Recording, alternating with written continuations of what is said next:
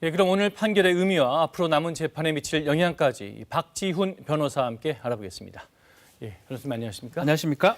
먼저 정 교수 혐의 크게 보면 세 가지 아닙니까? 그 입시 비리, 사모펀드, 또 증거 인멸 의혹. 재판부가 아까 어떻게 판단한 겁니까? 15가지 범죄긴 한데 큰 그룹으로 따져보면 입시 비리하고 사모펀드 관련하고 증거 인멸 부분입니다. 예. 먼저 입시 비리 부분은요. 모두를 지금 인정을 해버렸습니다. 유죄로 인정을 했고요. 이 사모펀드 같은 경우는 미공개 주식 정보 거래, 이용 이 부분 등등 일부 유죄가 됐고요. 증거 인멸도 일부 유죄가 돼서 결국은 징역 4년에 벌금 5억 그리고 법정 구속까지 되었습니다. 그러니까 입시 비리 부분, 그러니까 딸이 의학전문대학원에 지원하는데 네. 제출했던 서류가 모두 허위다 이런 판단인 거죠? 그렇죠. 근데 정경심 교수 측 주장은 일단은 표창장 등등도 위조하지 않았고 예. 또 인턴 증명서 등등이 활동을 했다. 약간은 좀 과장돼서 기재가 되긴 했지만 활동을 했기 때문에 문제가 없다고 얘기를 했지만 약간 과장이긴 하지만 허위는 아니다. 허위는 아니다. 예. 이렇게 주장했지만 법원에서는요. 이건 아니다. 이 경력사항, 이른바 7대 스펙이라고 표현하는데요. 경력사항 모두가 허위로 기재가 됐고 허위 기재된 이 경력사항들을 제출해서 입학에 써먹었기 때문에 이게 위계에 의한 공무방해 또 업무방해죄가 성립한다라고 판단한 것입니다. 그동안 가장 뜨거웠던 쟁점이 그 동양대 총장 표창장을 위조했느냐 여부 아니겠습니까? 네. 근데 재판 중에 위조 시연도 있었고요. 그렇죠. 재판부가 그런데 위조했다고 판단했어요. 근거는 뭐라고 봐야 됩니까? 일단은 정경심 교수가 총장, 동양대 총장 명의의 표창장을 허락받지 않고 아니면 자신이 무단으로 작성해서 만들었다라는 게 주요 혐의인데요.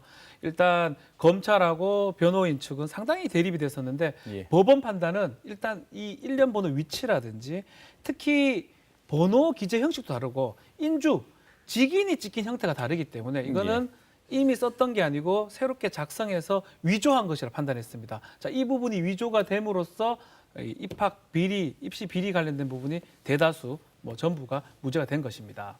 예, 그럼 그 사모펀드 의혹도 좀 볼까요? 주로 쟁점이 됐던 게 이 사모펀드로부터 받은 컨설팅 수수료 이게 그 횡령이냐 아니냐 그 여부였죠? 그렇죠. 이 코링크 피위하고 이제 허위로 작성된 컨설팅 계약을 근거로 해서 1억 5천만 원 정도를 수수료 명목으로 횡령을 했다라는 게 주요 혐의였는데요. 이 부분은 조금 무죄가 예상이 됐습니다. 조범동 씨 재판 과정에서 이 같은 법원의 다른 부에서 이 부분을 무죄를 일단 판단한 적이 있습니다. 예. 그렇기 때문에 이 부분은 무죄가 될 거라고 예상했는데 이 재판부도 마찬가지로 이 부분 횡령 부분은 무죄로 했고 그거 말고 자본시장법 특히 미공개 정보를 이용했다든지 그걸 통해서 부당한 이익을 받았던 부분 이런 부분들은 다시 유죄를 인정한 것입니다. 예, 그런데 유죄라고 해도 형량이 예상보다 높다 좀 이런 평가가 많은 것 같습니다. 그렇죠. 근데 재판부가 이 정 교수의 태도를 언급했다고요? 이 구형이 7년인데요. 예. 징역 4년을 선고하면서 양형 이유도 얘기를 하고 법정 구속을 했습니다. 특히 법정 구속을 했던 이유 중에 하나가 보석돼서 이제 밖에 나가 있는 상황에서 그 이후에 이제 증인으로 참석하는 사람들이 결국은 허위의 진술을 하게 만들었고 또 허위의 진술을 함으로써 이미 제대로 진술했던 사람들이 사회적 비난을 받게 됐다. 예. 이 부분이 양형에 상당히 안 좋다라고 본 것 같고요. 예. 또 수사 초기부터 재판 끝날 때까지 하나도 인정 안 했던 부분, 이 부분은 상당히 안 좋다고 해서 결국은 법정 구속까지 내린 것으로 보입니다. 예. 근데 부인이 이제 법정 구속됐는데 이 조국 전 장관 입장은 내놨습니까? 상당히 좀 충격을 받은 걸로 보입니다. 예. SNS에도 글을 좀 밝혔고요. 너무나 큰 충격이다라고 얘기를 하면서 그래도 사모펀드 횡령 그 부분은 무죄 나온 것은 다행이긴 한데 이 부분은 사실상 다른 재판부 것 때문에 무죄 나올 것 같았어요. 예. 그렇지만 힘들게 좀 걸어가야 될 거다라고 예, 지금 더 가시밭길이라는 표현을 썼네요. 네, 항소를 바로 했습니다. 한다고 밝혔고요. 예. 아마 2심, 3심까지 다툴 것으로 보입니다. 네, 그런데 이 오늘 그 정 교수에 대한 판결을 보면 앞으로 조국 전 장관의 이 재판 결과에도 영향을 줄 수 있는 그런 내용들이 꽤 많다고 들었습니다. 좀 자세히 좀 설명해 주시죠. 한 가지 이미 좀 중요한 부분이 하나 나왔어요. 예. 이게 조범동 씨한테 갔던 부분 10억 정도 거래가 투자냐 대여냐. 이미 다른 재판부에서는 대여라고 판단했는데 예. 이 재판부에서는 투자인 것처럼 판단이 됐습니다. 이게 왜 중요하냐면 조국 전 장관도 지금 재판이 지금 걸려 있어요. 특히 이 재산 신고 관련해서 투자인데 투자가 아닌 것처럼 얘기했으면 공직자윤리법 위반이 될 수가 있고요. 또 위계 공무집행 방해죄가 성립할 수가 있습니다.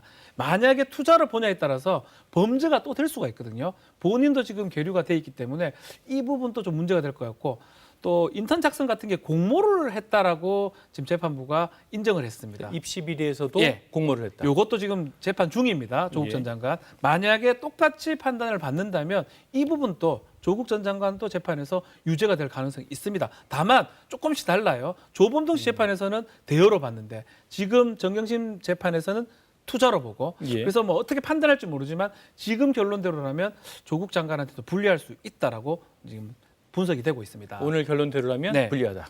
예.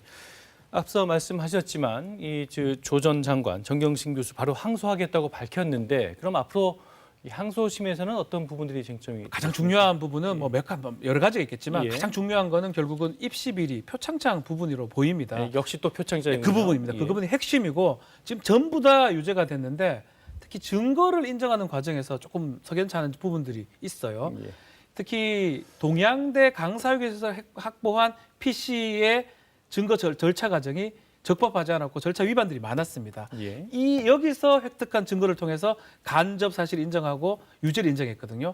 과연 2심, 3심에 갔을 때 이 부분이 증거로 인정될 수 있느냐? 형사재판에서 만약 이게 증거 능력 잃어버리면 전부 다 사실관계 인정했던 게 무죄가 될 수가 있습니다. 아마 앞으로 재판에서 가장 쟁점은 이 증거 획득 부분 그것으로 보면 될 것 같습니다. 예, 그 부분이 가장 중요하다 이런 예. 말씀이셨군요. 예, 오늘 말씀 여기까지 듣겠습니다. 예, 감사합니다. 감사합니다.